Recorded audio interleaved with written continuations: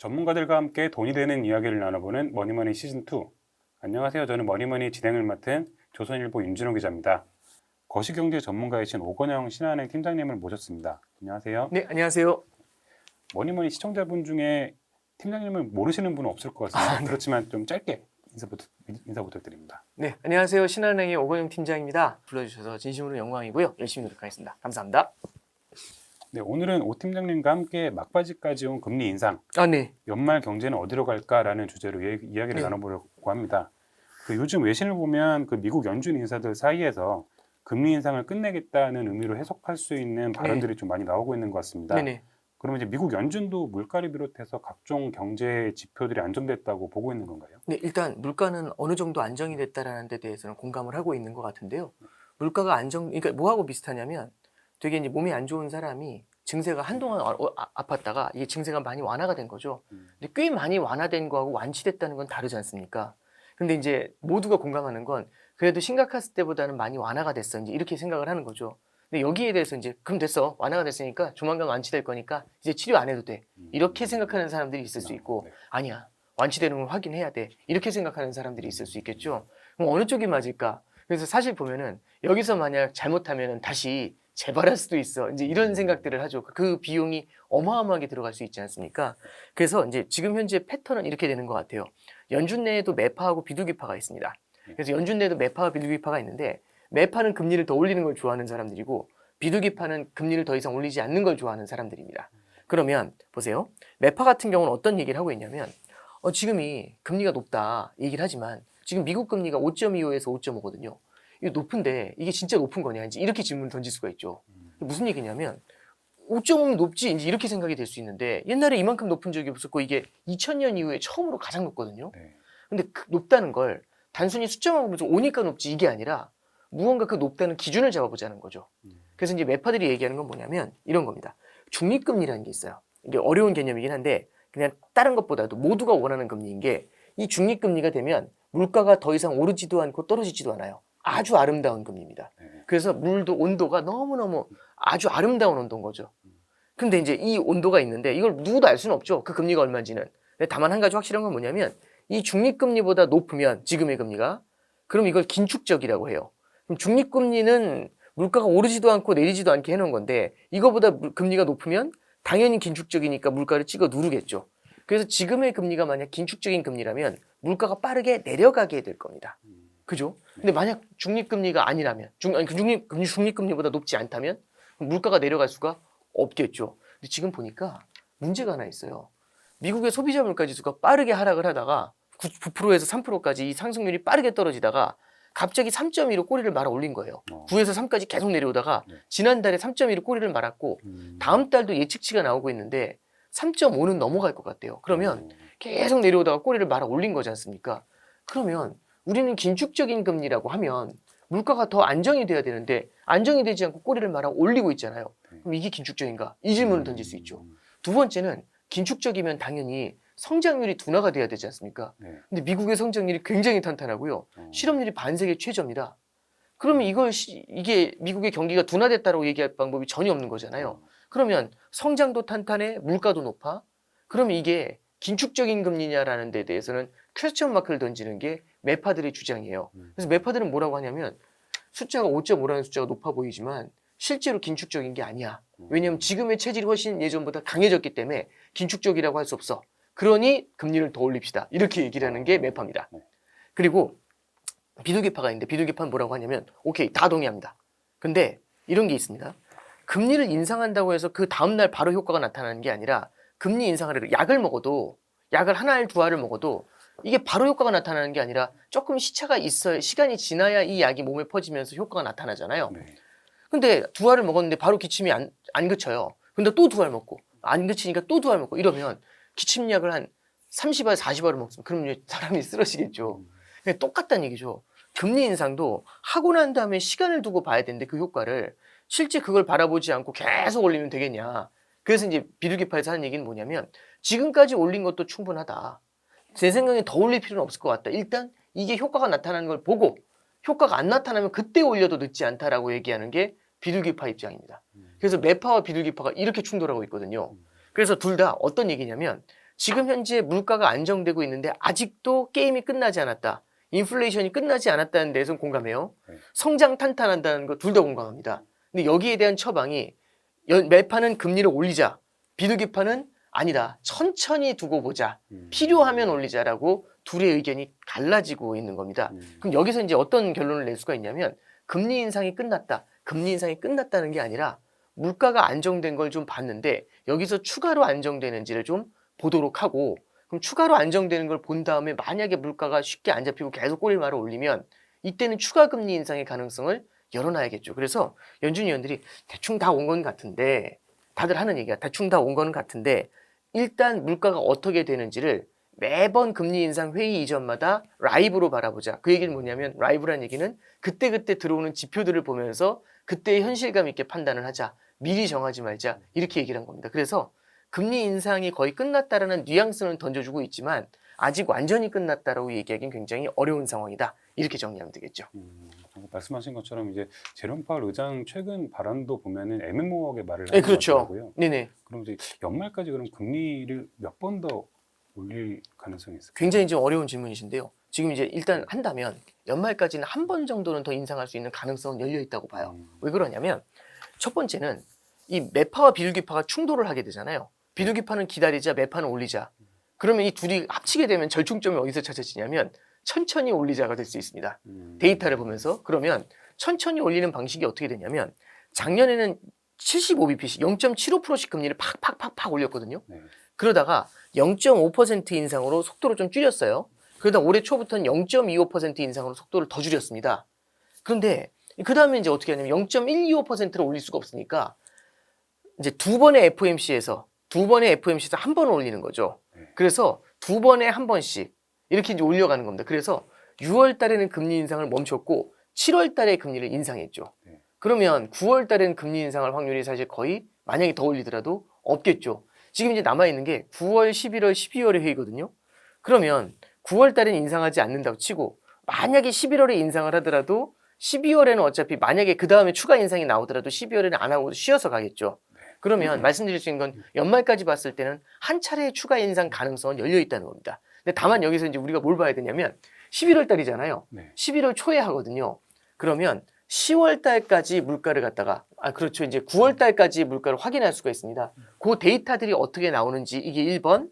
두 번째는 지금 현재 굉장히 탄탄한 미국의 성장률이 조금 둔화되는 양상을 보이는지 이게 2번입니다. 이 두 가지의 데이터를 보면서 라이브로 판단을 하고요. 만약에 인상을 한다면 1회 정도 11월에 고민을 할 수 있겠죠. 지금 시장에서는 그 확률을 40% 정도로 보고 있습니다.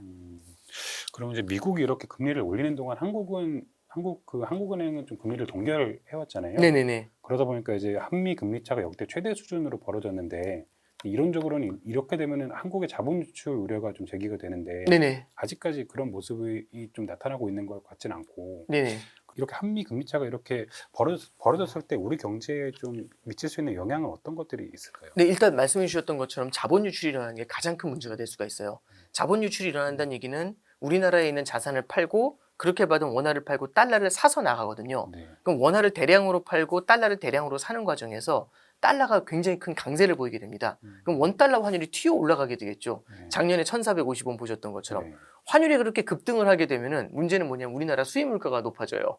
수입 물가가 높아지면 아무래도 민생이 어려워지겠죠. 네. 그리고 물가 자체가 높아지지 않습니까? 수입 물가가 높아지면 이게 우리나라의 인플레이션을 자극하지 않습니까? 그럼 우리나라도 어쩔 수 없이 등 떠밀려서 기준금리를 인상해야 되는 문제가 생깁니다. 그럼 여기서 중요한 건 뭐냐면 우리가 하고 싶어서 인상하는 게 아니라 등 떠밀려서 인상하는 거죠. 네. 하고 싶지 않아도 할 수밖에 없게 몰려가잖아요. 그러면 우리 아까 방금 말씀드렸던 것처럼 실물 경제에서 물가도 올라가고 금리도 올라가는 문제가 생기죠. 이건 우리나라 성장에는 굉장히 큰 둔화 요인이 될 수가 있습니다. 근데 이제 다만 하나 말씀드릴 수 있는 건 뭐냐면 이게 미국의 금리 인상이 굉장히 오랜 기간 유지되는 게 아니라 그래도 나중에는 내려올 거야라는 기대가 생기게 되면 네. 그럼 지금이야 미국 금리가 높지만 머지않은 미래에 미국 금리가 내려오게 되면 이 양국 간의 금리 차가 큰 문제가 되지 않을 수 있잖아. 이제 이런 얘기를 할 수 있는 게 1번이고요. 두 번째는 양국 간의 금리 차만이 모든 걸 다 결정하지는 않습니다. 성장률이라는 것들도 있고 실제로 해외에 있는 펀드들이 투자를 할 때도 미국에만 투자하는 게 아니라 여러 나라에 골고루 분산 투자해야 되는 경우도 생길 수 있죠. 네. 그리고 제조업 인프라 같은 경우도 이게 뭐가 있냐면 금융 투자를 해가지고 예를 들어서 우리나라에 주식이나 채권을 사서 들어오는 케이스가 있어요. 이건 언제든지 빼서 나갈 수가 있지 않습니까? 팔고서. 근데 우리나라에 직접 투자를 하면서 우리나라에 공장을 짓고 들어와요. 그럼 이 공장을 그냥 다음날 아침에 다 빼서 나갈 수가 없지 않습니까? 공장을 들고 나갈 수 있는 것도 아니고. 그래서 이렇게 자본 유출이라는 게 굉장히 다양한 가능성들을 같이 보셔야 된다는 겁니다. 단순히 금리차만 벌어졌다고 해서 나가는 게 아니라 이 금리차가 벌어진 것으로 인해서 우리나라 경제에 좀 별로 좋지 않은 뉘앙스가 나타난다. 이런 시그널이 나타날 때는 그때 자본 유출은 이루어질 수 있지만 그러지 않은 상태에서는 아직까지는 조금은 좀 지켜봐야 된다. 이렇게 말씀드릴 수 있을 것 같습니다. 방금 이제 금리 인하 시점에 대해서 좀 말씀을 네네. 살짝 해주셨는데 그럼 이제 미 연준이 금리 인하 좀 언제쯤부터 할 수 있을까요? 일단 파월 의장도 그 얘기는 공감을 했어요. 연내에는 쉽지 않을 것 같다는 얘기를 했는데 이렇게 보시면 될 것 같아요. 올해 초만 해도요. 금리를 네. 9월 달부터 인하하기 시작할 거다. 그리고 내년까지 2% 가까이 인하해서 내년 말에는 3%까지 금리가 낮아질 거다. 이제 이런 예상들이 굉장히 힘을 받았어요. 네.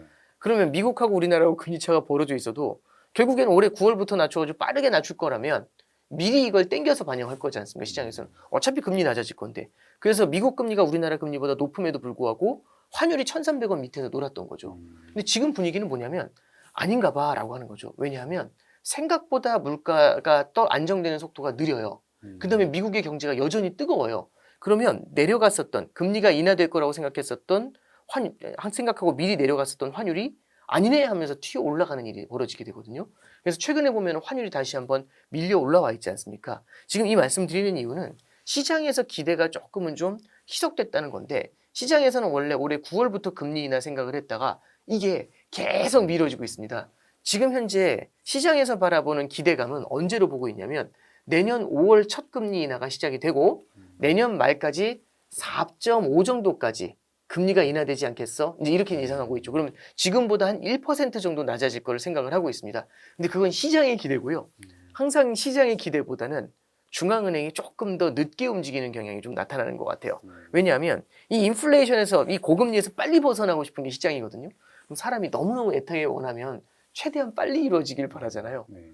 태어난다고 하면 저 다음 주쯤 태어날 것 같은데 그럼 월요일날 태어나길 바라잖아요. 네. 아무래도 시장이 기대하는 바가 조금 더 큰 것 같아요. 그래서 저는 이렇게 말씀을 드릴게요. 내년 정도에는 금리 인하가 내년 하반기 정도에는 가능할 것 같은데 시장이 기대하는 것보다는 좀 늦게 나타날 것 같다. 이렇게 정리를 할 수 있을 것 같습니다. 이제 주식 시장도 그렇고 부동산 시장도 그렇고 그 작년에 금리를 급격하게 올리기 네. 시작하면서 많이 좀 폭락하는 모습을 좀 보여줬잖아요. 네네네. 근데 이제 올해 같은 경우는 금리 인상 속도가 좀 떨어지면서 아무래도 올해 상반기에는 주식 시장이랑 부동산 시장이 반등하는 모습을 보여줬는데 네네. 그런 이제 말씀하신 대로 이제 내년에 금리 인하가 되고 이렇게 되면 좀 자산 시장은 상승세가 쭉 이어진다고 보는 게 맞는 건가요? 이제 자산 가격을 바라볼 때는요. 결국에는 탑다운하고 바텀업이라는 게 있어요. 음. 탑다운이라는 건 실물 경제를 그 자산 시장을 둘러싸고 있는 환경을 설명해 주는 겁니다. 바텀업이라는 건 그 자산 자체가 어떤 힘을 갖고 있는지를 보는 거거든요. 금리가 올라가면 자산 가격이 떨어집니까? 아닐 수 있거든요. 금리가 올라가는데 예를 들어서 그 기업이 20% 성장할 수 있으면 20%의 수익을 낼 수 있으면 그럼 1% 금리 올라가는 것보다 20% 수익을 낼 수 있는 기업이 더 좋은 거 아닌가요? 그러면 금리가 올라가더라도 성장이 더 탄탄하잖아요. 그럼 그 자산 가격은 올라갈 수가 있습니다. 예를 들어 보면은 올해 같은 경우는 AI에 대한 성장 기대가 굉장히 강했죠. 네. 그러면 금리 5% 올리는 것보다는 AI에서 나오는 성장 기대가 훨씬 더 클 수가 있습니다. 그러면 금리가 높아지고 있음에도 불구하고 AI 관련 기업들의 주가가 더 강한 모습을 보여줄 수 있죠. 물론 그게 과도한지 아닌지에 대한 얘기는 차후에 드리는 게 나을 것 같고요. 뒤로 좀 미루는 게 나을 것 같고 지금 이제 정리해드리면 이제 어떤 걸 볼 수가 있냐면 결국에는 금리라는 걸로 모든 자산 가격을 설명할 수 있는 건 아닙니다. 다만 그 금리가 특정 기업의 주가가 달려갈 때 유불리를 결정하는 도움을 주죠. 예를 들어서 AI가 굉장히 좋은데 금리가 내려가고 있으면 훨씬 더 큰 부스트를 받았겠죠. 근데 금리가 올라가고 있으니까 이 정도에 그친 거다. 이제 이렇게 우리는 해석할 수가 있는 겁니다. 자, 그래서 이제 정리해서 말씀드리면 자산 가격이 금리에 의해서만 결정되는 건 아니죠. 올해 이제 예를 들어서 생각보다 금리가 빠르게 내려갈 줄 알았더니 그게 아니라 금리가 꽤 오랜 기간 높은 수준을 유지할 것 같아요. 이 부분에 대해서는 자산 시장이 불리한 환경에 있다라고 생각을 할 겁니다. 그럼 불리하다고 무조건 지느냐? 그런 건 아니잖아요. 다만 우리가 이제 투자자들이 감안해야 될 게 뭐냐면 불리한 만큼 우리가 포트폴리오에서 그쪽으로 쏠려가는 투자에 대해서는 경계할 필요가 있다. 이 정도로 정리하는 게 좋을 것 같습니다. 그리고 이제 금리 인상이 좀 막바지라는 신호가 나오고 있기는 해도 아직 불안한 지표들이 많이 네. 있습니다. 최근에 유가가 많이 오르는 게 좀 대표적인데 국제 유가는 어떻게 전망하시나요? 근데 이제 유가가 저도 굉장히 큰 요인이라고 봐요. 이게 이제 뭐냐면 자산 시장도 마찬가지인데 자산 가격이 달려갈 때요. 항상 뭐가 문제가 되냐면 자산 시장이 뜨겁게 올라가면 인플레이션 압력을 가져오게 되면서 금리가 따라 올라와요. 그리고 경기가 좋아질 것 같으니까 유가가 따라 올라오거든요. 그러면 자산 가격이 올라갔는데 기업의 주가가 금리가 올라가고 유가가 올라가면 이자 비용이 증가하고 원가가 올라가는 거지 않습니까? 제품 원가가. 그럼 마진이 줄면서 기업의 주가가 흔들리기 시작을 해요. 근데 이제 재밌는 게 뭐냐면 작년 같은 경우는 금리가 빠르게 내려왔죠. 올라가려고 하다가 이제 인하할 것 같아 하면서 금리가 올해 초만 해도 빠르게 내려왔고요. 그 다음에 경기 둔화가 일어날 것 같으니까 유가가 주저앉아가지고 올라오지 못했어요. 그래서 금리랑 유가가 딱 묶여 있다 보니까 자산 가격이라는 공격수가 막 날아다닐 수 있었죠. 수비수가 묶여 있으니까. 그러니까 뭐 예를 들어 농구로 하면 스크린 치고 있는 거죠. 누가 이제 유가하고 금리라는 그 수비수를 이렇게 스크린을 쳐주는 상태에서 공격수가 날아다닐 수 있지 않습니까? 네. 근데 문제는 이제 스크린이 풀리면 그럼 이 수비수들이 뛰어나오게 되면 공격수가 마음껏 달려가기 힘들게 만들거든요. 그런 관점에서 지금 질문을 주신 유가라는 게 되게 중요한 건 맞아요. 근데 유가를 잠깐 바라보면 지금 현재 이슈는 그거 같아요. 러시아 우크라이나 전쟁이 이루어지고 있음에도 불구하고 미국에서는 전략 비축률을 어마어마하게 풀면서 이걸 갖다가 원유 가격을 떨어뜨리려고 했거든요. 그래서 사실상 미국의 전략 비축률가 80년대 초반 수준으로 떨어져 내려왔어요. 여기서 전략 비축률을 더 줄일 수 있냐? 그건 쉽지는 않을 것 같아요. 오히려 조금은 더 늘려야 되는 문제가 생기거든요. 네. 그러면 이제 전략 비축률을 풀어가지고 유가를 누른다? 이 가능성은 조금은 제어가 되어 있는 상태입니다. 이게 1번이죠. 그럼 이제 두 번째는 뭐냐면 유가 같은 경우는 참 이게 애매한데 이 투기 자금이 붙을 수가 있어요. 뭐냐면 예를 들어 이런 거죠. 인터뷰를 해보면 인플레이션이 오래 이어질 것 같습니다. 그러면 인플레이션 해지하는 자산이 뭡니까? 그럼 원자재거든요. 그럼 원자재가 좋습니까? 그럼 이제 원자재를 갖다 사는 거죠. 인플레이션 해치하기 위해. 인플레이션이 올 것 같으니까 원자재를 사요. 그럼 유가가 올라가겠죠. 원자재 가격이. 그럼 국제 유가가 올라가면 인플레이션이 더 심해지잖아요. 네. 그럼 또 물어보겠죠. 인플레이션이 더 심해졌는데 뭘로 하면 되겠습니까? 그럼 인플레이션 해치하는 원유가 필요하거든요. 그래서 원유를 갖다 투자하는 거죠. 그럼 또 유가가 올라가면서 인플레이션 더 강하게. 그럼 원유 투자 늘리고. 그럼 또 원유 가격이 올라가면서 이게 돌거든요. 네. 이게 그래서 악순환이 도는 경우들이 좀 있어요. 그래서 인플레이션 기대감이 커지고 이게 유가를 끌어올리게 되면 인플레이션과 유가가 더 올라갈 거라는 기대감 때문에 투기 자본이 들어가게 돼요. 그럼 이게 유가를 급격하게 밀어올립니다. 그래서 작년에 러시아 우크라이나 전쟁 터진 직후에 국제 유가가 140불까지 달려가거든요. 이거는 펀더멘탈을 넘어서 투기 자본까지 한꺼번에 붙으면서 나타나는 현상들이에요. 네. 그래서 유가가 이렇게 올라간다라는 게 사실상 굉장히 좀 불안한 요인이 될 수가 있고요. 인플레이션 기대감이 만약에 제대로 점화가 되면은 유가가 쉽게 떨어져 내려오지 않을 수 있습니다. 그래서 미국에서도 지금 전략 비축률을 풀 수가 없잖아요. 네. 요즘 나오는 얘기가 뭐냐면 이란하고의 협상을 갖다가 활성화하겠다라고 얘기하고 있는데 네. 이게 어떻게 진행될지는 모르겠습니다만 만약에 이란 쪽에서 갖고 있는 재고가 풀려나와 준다면 이런 것들은 유가 안정에는 도움을 줄 수가 있겠죠. 그래서 원자재 원유 가격을 예측한다는 게 쉽지는 않겠지만 만약에 인플레이션 기대가 여기서 굳어져 버리잖아요. 그럼 유가가 추가로 조금 더 오를 여지가 있습니다. 그래서 그걸 갖다가 태클을 걸기 위해서 미국 같은 경우는 다양한 방식을 통해서 원유 공급을 늘려주는 쪽으로 대응을 하려고 할 겁니다. 네. 유가도 그렇지만 그 요즘에 환율 같은 경우도 작년 말부터 변동성이 좀 심한 모습을 보여주고 네네. 있는 것 같습니다. 네네. 환율은 좀 어떻게? 환율이 아까 전에도 이제 간단하게 말씀드렸는데 미국이 금리를 올리면은 달러 보유했을 때의 매력이 높아지니까 환율이 올라가거든요. 달러가 강해지니까 환율이 네. 올라가거든요.